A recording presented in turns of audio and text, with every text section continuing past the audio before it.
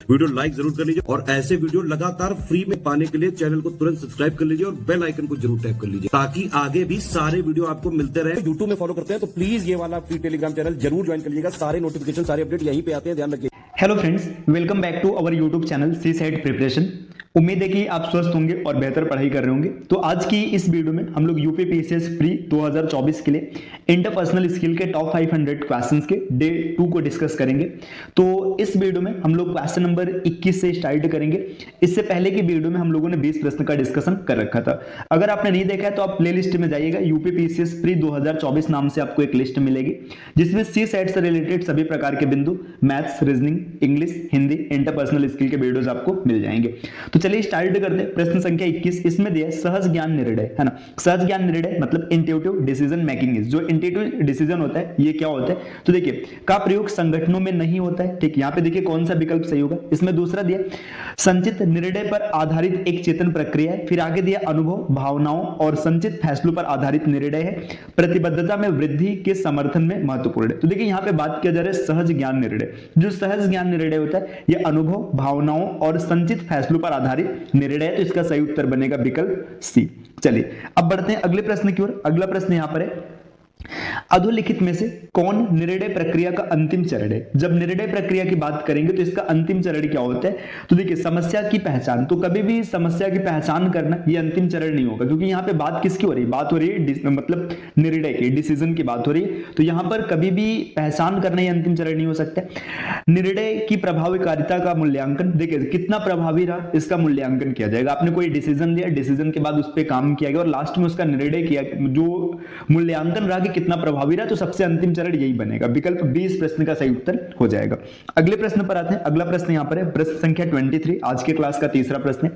तर्कना के स्थापित नियमों के विपरीत निर्णय प्रक्रिया में निहित है। देखिए जो तर्कना का नियम है, अब इसके मतलब तर्कना के स्थापित नियम है, इसमें अगर आप देखेंगे तो इसके हिसाब से कौन सा यहां पर निर्णय प्रक्रिया में निहित है। अगर इसके अनुसार देखा जाएगा तो अनिश्चितता, अनसर्टेनिटी जो होता है इसमें आपको मिलेगा। विकल्प 20 प्रश्न का सही उत्तर बनेगा।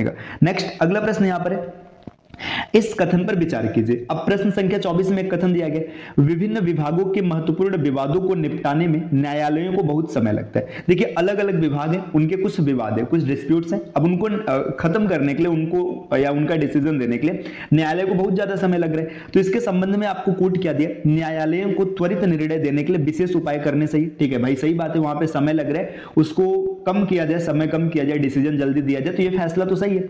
आगे बोला जा रहा है अपने विभागों के विवादों को निपटाने के लिए अधिकारियों को विशेष अधिकार देने चाहिए।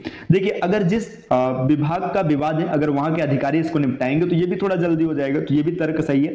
तो इस प्रश्न का सही उत्तर बनेगा, देखिए दोनों सही है। कथन 1 और 2 दोनों, मतलब यहाँ पे जो कूट है एक, इसमें 1 और 2 दोनों दिख रहा है, यही सही उत्तर बनेगा, विकल्प सी। चलिए आते हैं अगले प्रश्न पर। प्रश्न संख्या 25 में यहाँ पर क्या दिया हुआ है, समस्या समाधान के त्रिप्रक्रम आगम के अनुसार निम्न में से कौन अंतर्दृष्टि का एक प्रकार नहीं है। देखिए यहाँ पे बात किया जा रहा है कि जो समस्या का समाधान है इसका जो त्रिप्रक्रम आगम है ना, यहाँ पे इसका इंग्लिश दिया हुआ है आप देख सकते हैं। तो इसमें से कौन इसका भाग नहीं। देखिए चयनात्मक कूट संकेतन, जो इनकोडिंग है, मतलब यहाँ पे कूट संकेतन का मतलब होता है इनकोडिंग, तो यहाँ पे ये आएगा, ये इसका पार्ट होगा, है ना। तो चयनात्मक तुलना मतलब आप कंपेयर करेंगे दो चीजों के बीच में कंपैरिजन होगा, तो ये भी आएगा। आगे चयनात्मक भंडारण, देखिए अब कभी भी जब आपको समाधान करना है तो वहां पे स्टोरेज का कोई जिक्र नहीं होगा, तो ये इस प्रश्न का सही उत्तर बन जाएगा, विकल्प सी। 25 का सही उत्तर बनेगा विकल्प सी।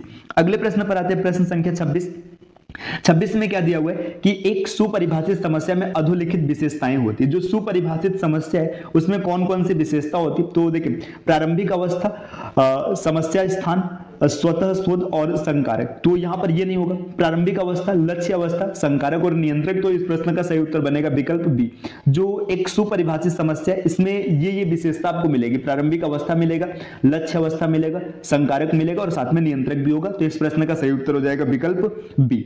अब आते हैं अगले प्रश्न पर। प्रश्न संख्या 27 मतलब 27, अधोलिखित में कौन सकारात्मक संप्रेषण माध्यम नहीं है। आपको ये बताना है कि सकारात्मक संप्रेषण का कौन सा माध्यम नहीं होगा। तो सकारात्मक संप्रेषण में देखिए देखिए यहाँ पे दिया है ज्यादा वैयक्तिक होना, दोनों पक्षों को तत्काल पुनर्निवेश करना या फिर पुनर्निवेश होना। यहाँ पे अगला है टनल दृष्टि, और लास्ट में इसमें जो दिया है समाधान की शीघ्र प्राप्ति। तो जो इसमें ज्यादा वैयक्तिक होना है ये सकारात्मक संप्रेषण माध्यम नहीं है। ज्यादा वैयक्तिक होना मतलब बीइंग मोर पर्सनल, ये अगर आप ज्यादा पर्सनल हो रहे हैं तो ये सकारात्मक संप्रेषण नहीं माना जाएगा। इसका सही उत्तर 27 का हो जाएगा ए।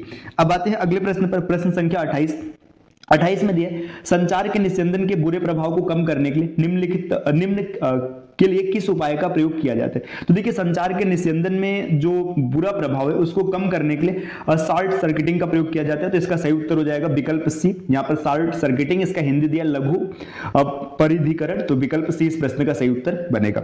अगले प्रश्न पर आते हैं, प्रश्न संख्या 29 दिया चयनों को संकुचित करने में प्रयुक्त प्रविधियों की प्रक्रिया कहलाती है। जो चयन है उसको संकुचित करना है, तो उसको जब देखिए चयन को संकुचित करना है मतलब आप उसको क्या कर रहे हैं, उसको छोटा कर रहे हैं, तो यहाँ पे निर्णय लेना हो जाएगा, तो डिसीजन मेकिंग इसका सही उत्तर बनेगा विकल्प सी।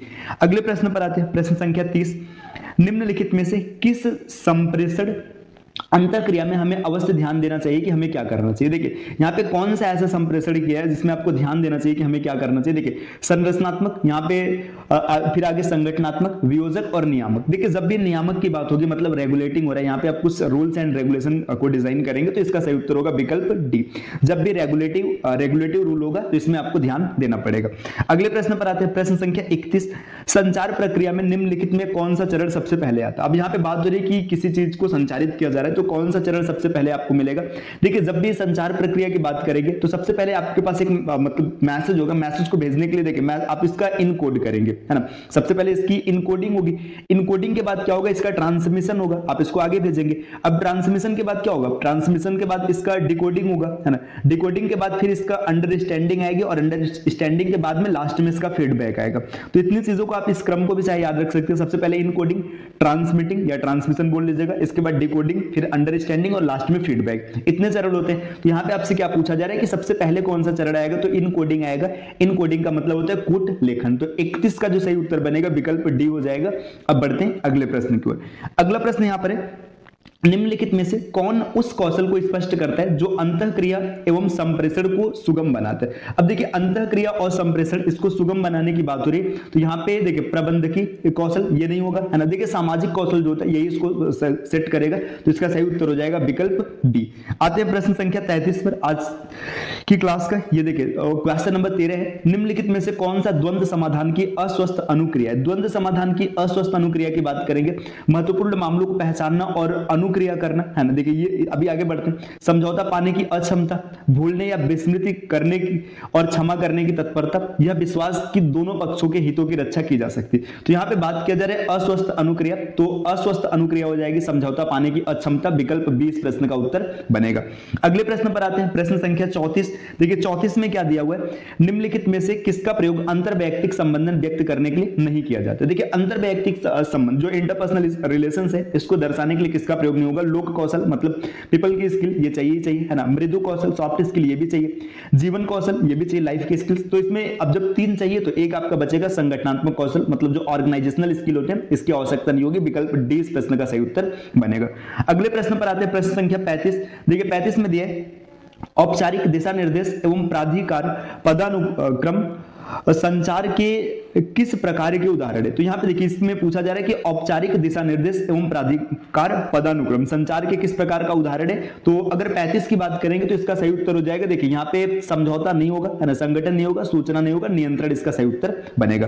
प्रश्न संख्या 36 पर आते हैं। 36 में क्या दिया, समानुभूति के लिए निम्नलिखित में से कौन से। देखिए समानुभूति की बात हो रही है, यहाँ पे 2 टर्म आपको याद रखना है। एक इंपैथी होता है, इंपैथी को हिंदी में समानुभूति कहते हैं, और एक होता है सिंपैथी, सिंपैथी को हिंदी में कहते हैं सहानुभूति। देखिए सहानुभूति और समानुभूति में क्या अंतर है। समानुभूति में आप सिर्फ उनके भावनाओं को समझते हैं, बाकी अपने तरफ से कोई भी प्रतिक्रिया व्यक्त नहीं किया जाता। इसमें सिर्फ फीलिंग को समझा जाता है, इसमें आप किसी भी प्रकार की प्रतिक्रिया नहीं देंगे, इसको इंपैथी कहते हैं। इसमें फीलिंग को समझते और अपनी प्रतिक्रिया भी देते हैं, तो इसको सिंपैथी भी कहते हैं। तो इंपैथी और सिंपैथी दोनों अलग अलग अलग होता है। अब देखिए इसमें क्या क्या तर्क दिया, समानुभूति एवं सहानुभूति दोनों समान है, दोनों समान नहीं होगा। समानुभूति में सिर्फ भावनाओं को समझा जाता है, जबकि सहानुभूति में आप अपनी प्रतिक्रिया भी वहां पर देंगे, है ना। जैसे एक छोटा सा एग्जांपल, जैसे मान के चलिए किसी के साथ कुछ अच्छा है, मान लीजिए कुछ बुरा हुआ है ना, किसी के साथ कुछ बुरा हो गया है ना।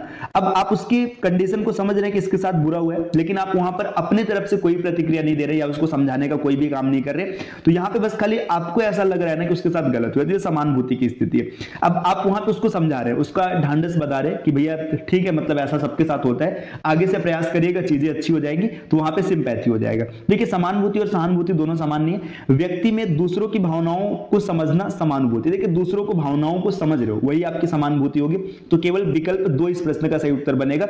चलिए आते हैं अगले प्रश्न पर, प्रश्न संख्या 37 में क्या है, संचार में सबसे महत्वपूर्ण शब्द है। जब कभी भी संचार की बात करेंगे तो इसमें सबसे महत्वपूर्ण शब्द क्या है, तुम और मैं, वे वह और वे, तुम और हम, मैं और वे। तो देखिए यहां पे जब भी बात किया जाएगा संचार की, तो इसमें 2 वर्ड याद रखिएगा, यू एंड वी, तो ये शब्द इंपॉर्टेंट है, तो यहां पे आपका ये सही उत्तर बन जाएगा, तुम और हम, यू एंड वी, विकल्प सी इस प्रश्न का सही उत्तर हो जाएगा। चलिए अगले प्रश्न पर आते हैं, प्रश्न संख्या 38 में क्या दिया, अशाब्दिक संचार में निहित होता है। देखिए अशाब्दिक संचार की बात हो रही है, देह भाषा, मुखी अभिव्यक्ति एवं लहजा। देखिए आप शब्द नहीं बोलेंगे, जब शब्द नहीं बोलेंगे तो क्या होगा, आपकी बॉडी लैंग्वेज होगी, है ना। इसके बाद फेशियल एक्सप्रेशन होगा, टोन होगा, ठीक है, तो ये चीजें आप मतलब शामिल है। देखिए यहाँ पे भाव भंगिमा, देह मुद्राएं एवं भावनात्मक अभिव्यक्ति, ठीक है। देखिए अब इसके बाद और आगे बढ़ते हैं, न्यूनतम शाब्दिक मौन या मुखी, और इसके बाद देह भाषा, लहजा और मौन। तो यहाँ पे जब अशाब्दिक संचार की बात करेंगे तो 38 का जो सही उत्तर हो जाएगा, विकल्प हो जाएगा body language, facial expression and tone, विकल्प ए इस प्रश्न का सही उत्तर बनेगा। चलिए आते हैं अगले प्रश्न पर। अगला प्रश्न यहाँ पर प्रश्न संख्या 39, अंतरवैयक्तिक संबंधों में किसमें सबसे अधिक समय लगता है। देखिए जब भी इंटरपर्सनल रिलेशन की बात किया जाएगा तो इसमें सबसे ज्यादा जो समय लगता है ये होता है कि मतलब विश्वास बनाने में सबसे ज्यादा समय लगता है, ट्रस्ट बिल्डिंग, ये सबसे ज्यादा समय लगता है, तो इसमें विश्वास बनने में विकल्प डी इस प्रश्न का सही उत्तर हो जाएगा। अगले प्रश्न पर आते हैं, प्रश्न संख्या 40, संप्रेषण के प्रक्रम में अंतिम चरण। देखिए यहाँ पे फिर से बात किया जा रहा है कम्युनिकेशन का जो सबसे अंतिम चरण होता है उसमें क्या होता है, तो सबसे अंतिम चरण फीडबैक होता है। अभी आपने पीछे के एक क्वेश्चन में देखा था, देखिए ये क्रम याद रखिए, सबसे पहले क्या होगा, आपके पास मैसेज होगा, वो सब बात की बात है, यहाँ पे इनकोडिंग आएगा, है ना। इनकोडिंग के बाद आप इसका ट्रांसमिशन करेंगे, है ना। ट्रांसमिशन के बाद इसकी डिकोडिंग होगी, डिकोडिंग के बाद इसका अंडरस्टैंडिंग होगा, और इसके बाद लास्ट में आप फीडबैक देंगे। तो सबसे लास्ट स्टेज की अगर बात करेंगे तो फीडबैक दिया जाता है, प्रतिपुष्टि हिंदी में कहेंगे विकल्प डी। तो देखिए इंटरपर्सनल स्किल की ये दूसरी क्लास रही, इसमें हम लोगों ने 20 क्वेश्चन का डिस्कशन किया। ये क्लास निरंतर चलती रहेगी। चलिए फिर मिलते हैं आपसे अगले वीडियो में, तब तक के लिए धन्यवाद।